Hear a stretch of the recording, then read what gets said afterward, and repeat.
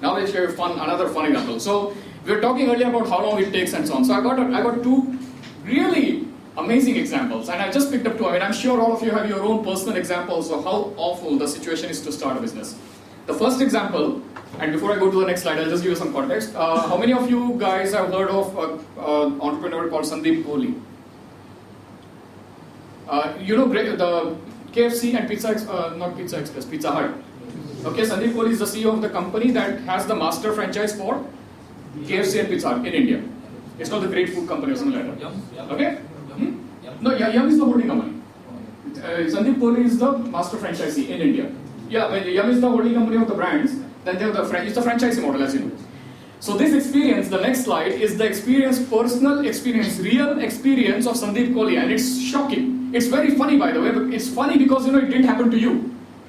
If it happened to you, it's like seeing someone slip on a banana peel, and that's very funny. Of course, and as long as you are not the one who is slipping. Right? So this is funny in that sense, but it's also tragic and it's shocking. So, can you read this at the end, or I'll just read it out? So this is how the process is, okay? I'll try and keep it short. So first, the process starts with getting a no objection from the fire department. Okay? Then you have to get a health license. Then you have to get 3 different police clearances. I'm not bothering to read all that, okay? It's too much. I mean, just reading it will make you feel tired.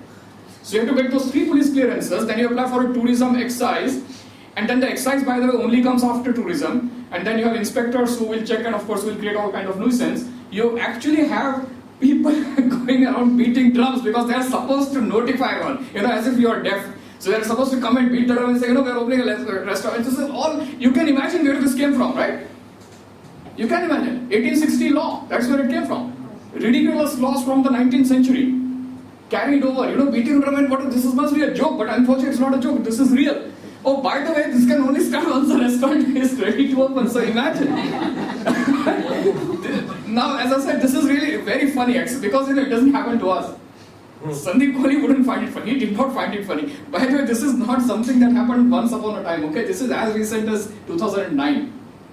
We are not talking about pre-liberalization. This is 2009, okay? This is just 2 years ago. Okay? I'll give you another example, which is also equally outrageous. I mean, seriously outrageous. And then you think about it, what impact governance has on starting up. The Four Seasons Hotel, right? One of the best known chains in the world. This was delayed by 2 years in Mumbai. In spite of all the planning and effort, it was delayed by 2 years. And do you know why it was delayed by 2 years? 165, and this must be a joke, right? 165 government permits, you can't be serious. But look at that. You have to have a permit for each of the bathroom scalings. Can you imagine? Which moron made that law?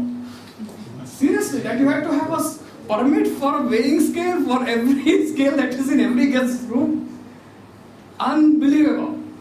And then you wonder, why there are not more entrepreneurs in India. Only someone who is masochistic would go through this, right?